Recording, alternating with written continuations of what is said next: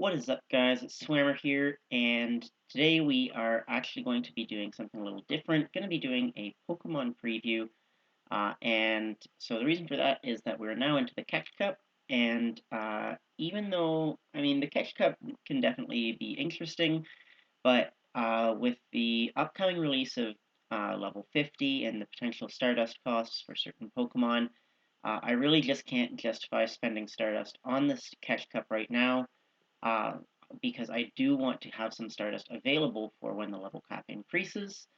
So I'm saving my Stardust, and that means that I'm going to actually be skipping the Catch Cup.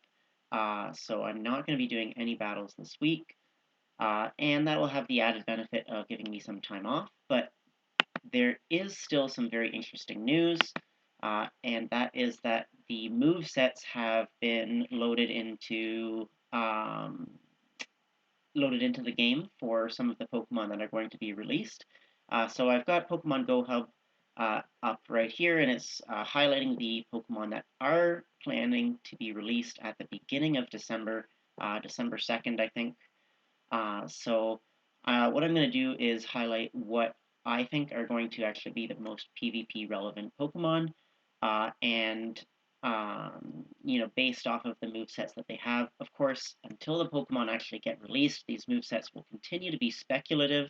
Uh, we've seen it many times before where Pokemon have had a move added or deleted from their move pool right as they before they get released. So this is still speculative, but um, seems like a reasonably good bet that these are the moves they're going to get. So let's go ahead and get right into the video.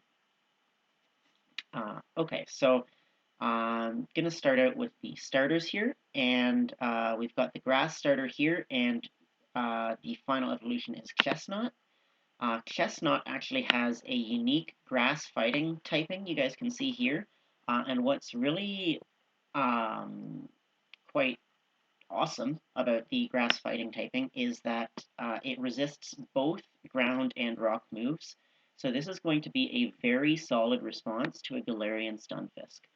So that's definitely going to shake up the Great League meta because it's a grass type that can absolutely dominate Galarian Stunfisk. So it has good play against Azumarill. It will be taking super effective damage from both Ice Beam and Play Rough. So definitely going to need to shield, but it really has great potential there and will definitely be resisting everything from Galarian Stunfisk, which is pretty uncommon. Now, if we look at the moves that it's getting, we can see that on the fast moves, it's getting Low Kick, Vine Whip, Razor Leaf. Low Kick is a terrible fast move, so you're probably not going to want to go that route. But Vine Whip and Razor Leaf are both good. Vine Whip has quite respectable energy generation with a 4 energy per turn pace. And Razor Leaf obviously has huge amounts of damage. So this could be a Razor Leafer that would be able to take out both um, Azumarill and Galarian Stunfisk. So if we look now at the charge moves, we see that we've got Energy Ball, which is a decent grass move, and Superpower, which is quite a good fighting move. So my guess is that the preferred move set for this Pokemon is going to be Vine Whip with Superpower and Energy Ball. And then obviously, when it does get its Community Day move and gets Frenzy Plant, that will be far superior to Energy Ball. But even before it gets that, this will definitely be usable because with Vine Whip Energy Ball, you're going to be outpacing the Azumarills to getting to those grass type charge moves. So even if you're investing shields, if you're just matching shields basically, then you should be able to come out ahead on that matchup. And then Superpower is very strong. It does debuff you, but it has excellent damage per energy, and that's definitely going to hurt a Galarian Stunfisk. So you're going to want to get yourself a Chestnut, and that is definitely going to be something that you want to look at for the Great League. Actually, probably for the Ultra League too, to be honest. So Chestnut is definitely going to be relevant in PvP. If we jump to the next fire starter, or the next starter, which is Dell Fox, it has a fire psychic typing. So that's an interesting typing. We see that typing right now with Victini. But then when we look at the movesets, there's just really nothing all that appealing here. It has Fire Spin and Flame Charge, and then it has Psychic as a coverage move. But honestly, I think that for the most part, Victini is going to be a better option. Dell Fox isn't very bulky, um, so I just think that it's not really going to have great play with its current moveset. So obviously, if the moveset changes, um, that might be different, but as it stands right now, it's really going to need Blast Burn to be relevant, and I think it needs a charge move that, or a fast move that builds energy a little more quickly, or it needs a reasonable baiting move because all of its charge moves are at least 50 energy. So right now, with Fire Spin only generating 3.3 energy per turn, it's going to take you 5 Fire Spins to get there, and you're just not bulky enough to really outpace or to out damage anything in the long run there. So Dell Fox, I don't think you need to worry about right now. So jumping then to the water starter, Greninja. Greninja has a very interesting water dark typing, so we see that with Crawdaunt right now, Carvana, and the interesting thing about the water and dark typing is, especially for Ultra League, dark typing resists Shadow Claw from Giratina. So if you come up against a Shadow Claw Giratina, then you're going to be resisting those Shadow Claws. That's pretty good. If we look at the moveset, you've got access to Bubble, Surf, Night Slash, and Hydro Pump. Let's scroll down actually and look at all the moves here. Right, so between Bubble and Feint Attack, Bubble is definitely the better move. Feint Attack isn't particularly strong, so I expect Bubble to be the common set. And then on the charge moves, definitely is very unlikely for Aerial Ace to be relevant, but you're going to want to run Night Slash for sure. This is going to be a stab Night Slash, and with that chance to boost your attack and only 35 energy, this is just a great attack. And then I expect that both Surf and Hydro Pump will have play, because it does have that baiting move.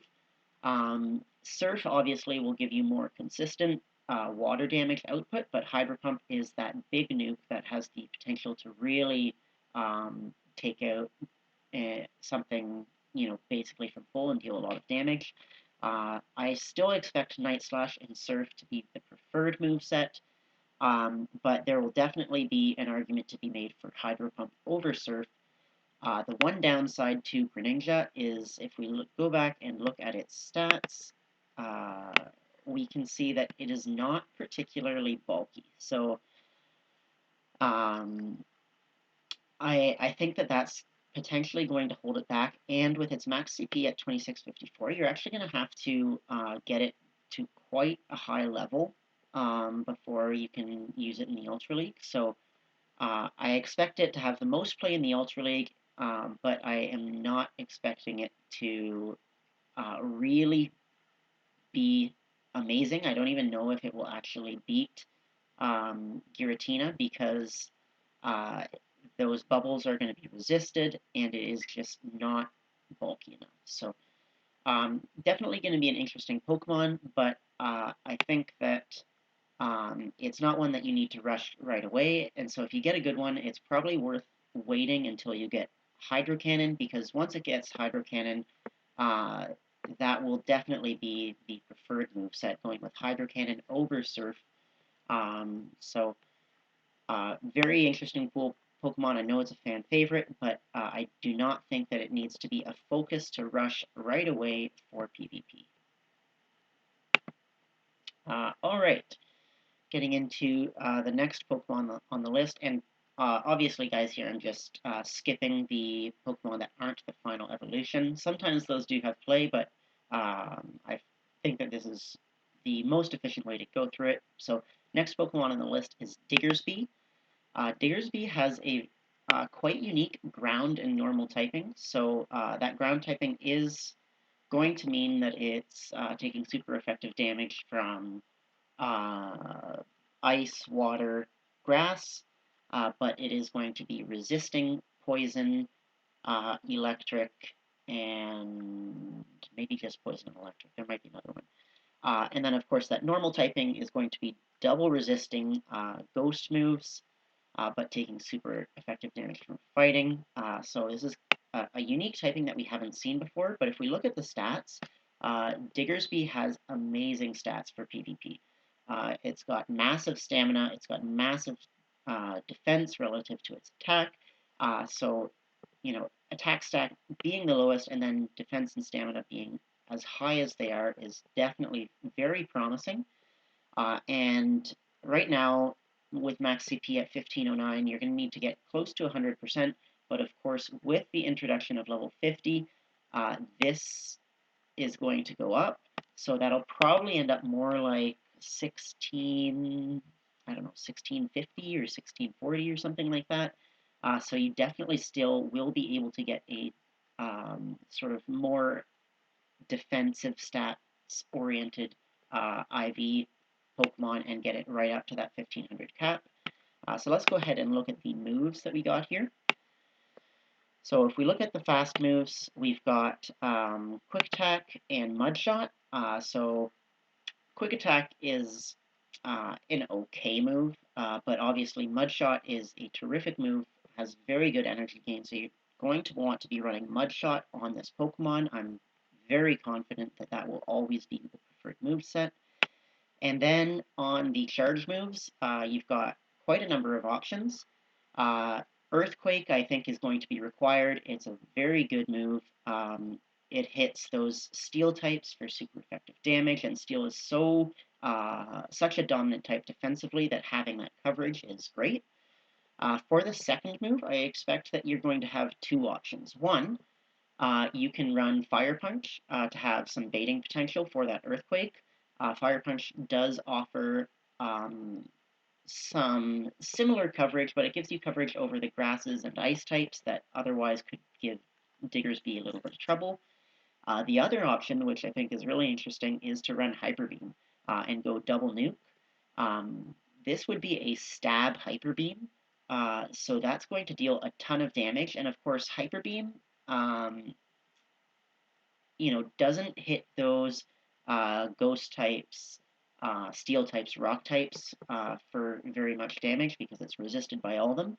But steel and rock both take super effective damage from Earthquake, and a lot of the common ghosts, I'm thinking Gengar and Haunter, would easily get one-shotted by an Earthquake, so that might not necessarily be a game breaker because you do have quite good coverage for normal type moves with Earthquake, so double nukes might be a very interesting option as a closer. But Diggersby is without a doubt going to be good if it keeps Mudshot as a fast move and has Earthquake. Then with either Fire Punch or Hyper Beam, it will definitely have some very good play in Great League. Will almost certainly be quite a strong response to Galarian Stunfisk. Will likely lose to Azumarill because it is going to be taking super effective damage from Ice Beam or Hyper Pump, but definitely has a lot of good play there. So that's Diggersby. So far, Chestnut and Diggersby are really the ones that you want to look out for. Let's go ahead and jump to Talonflame. So Talonflame, we look at the stats. It's got that Fire Flying typing that we see on Charizard and Moltres. Stats are not amazing for PvP. This max CP of 2205 right now sort of rules it out of Ultra League, but keep in mind that if the max CP is boosted by level 50, which it will be, this is going to be quite close to 2500 actually, so you will be able to use it in Ultra League if you like. If we look at the move sets, we've got Fire Spin as the fast move, Fire Spin and Peck as options, and Steel Wing, but Steel Wing is quite bad, so I wouldn't go that route. I think Fire Spin will be the preferred choice. And then on the charge moves, I'm guessing you're going to want to run Brave Bird and Flame Charge, though I'm sure you can make an argument for Hurricane and Flame Charge. Again, this is going to run into sort of the same problem as Dell Fox, in that Fire Spin just doesn't generate a ton of energy, and all of these charge moves require at least 50 energy. So I think that Talonflame, unfortunately, is just not going to be quite bulky enough to really be relevant in PvP. It will definitely have some niche matchups, and I think that its moveset on the whole is better than what we see for Dell Fox, so I think it will perform a little better than that. But as of right now, I don't think that it's going to be super relevant. So it's a super cool Pokemon, so definitely get yourself one, but you don't need to worry about it from a PvP perspective right away. Scatterbug I'm just going to skip because it's like max CP is 500 or something. So let's jump ahead to Pyroar. Pyroar is a very interesting normal and fire type. So that it's kind of interesting to see in this generation the normal type getting paired with other types, like we've got with Diggersby. If we jump over to the moves here, the moves are sort of interesting. We have Fire Fang, Ember, and Takedown as the fast moves. I think that Fire Fang is going to have the most play here. Fire Fang has quite good damage output, but it is not great for energy generation. Ember, of course, sacrifices a bit of that damage for improved energy generation, I believe. Maybe I'm mistaken there. I think that Ember is 3 damage per turn, 3 energy per turn, and Fire Fang is 4 damage per turn and 2.5 energy per turn. Then if we look at the charge moves, we've got Dark Pulse, Flame Charge, Solar Beam, and Overheat. I think that the 2 moves that you'd want to run would be Dark Pulse and Flame Charge. If you're running Fire Fang, then having Fire Fang and Overheat, yes, Overheat is an amazing move, but it's a little bit redundant because you'll have so much Fire-type damage. Obviously, there will be situations where you want that Overheat to one-shot something, but I don't think they'll be that common.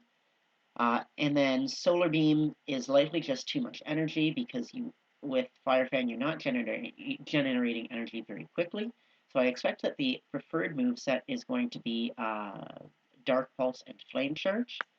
That normal typing is sort of interesting because it will mean that it's double resisting Ghost. So, this would have potentially a very good Haunter matchup in the Great League, or might have some play against Giratina in the Ultra League. Unfortunately, against Giratina,